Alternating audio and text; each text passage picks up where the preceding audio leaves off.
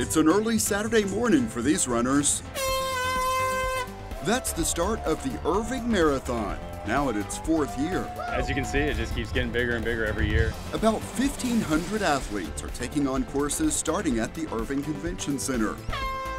The routes range from a short fun run to a full 26.2-mile marathon.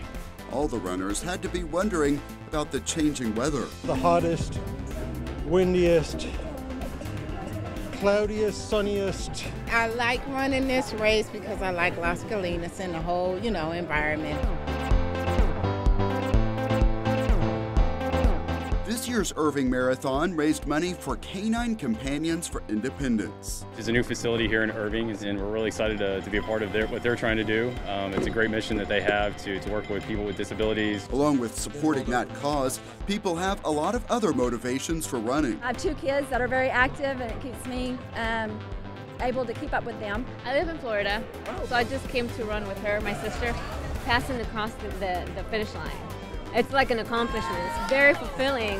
We are from Hico, Texas, and we are all faculty members of Hico Independent School District, and our superintendent gave us a challenge in August to do this Irving Marathon. Of course, our shirts, kind of say it all. Sounded like a good idea at the time. At the finish line, encouragement. From Massachusetts, here to support my son in his first marathon. There are also more interesting stories. In many cases, you can learn a lot from their faces. Some sigh with relief. Others are all smiles. Then by contrast, in our group, we had one that was just ticked.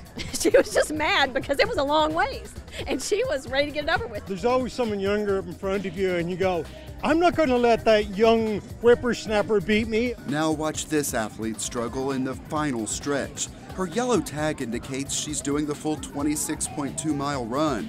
Her friends are there to help her. You get a wide variety of different runners from different backgrounds, and that's what really makes this event special. You really get to touch people in different ways. This is a birthday. I turned 47 Thursday. For Tara Tompson. Last year, let me tell you, was my first half marathon ever. And I ran this race, and I vowed that I would run it every year for my birthday. To train, she runs 13 miles every weekend. I feel good. I think I look all right, He's 60 and I'm 56, so keeps us young. JB and Janet Batiste traveled from Abilene.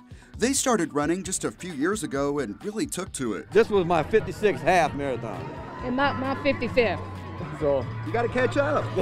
He qualified for Boston, so he's going to Boston next year. Next April. Daisy Dixon is 65 years old, and this half marathon is just her warm-up. Triathlons is what I like doing best.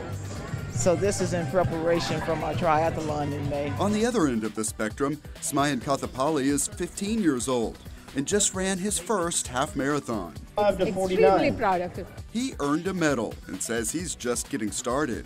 For sure, it feels so good to do it after you're done with it, it feels so good.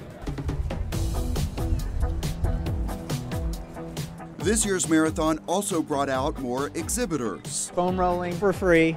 Like after every run, I gotta do this for a few minutes just to kind of recover. Why is it better to run in a tutu? Because it gives you more speed, like that. Really? No.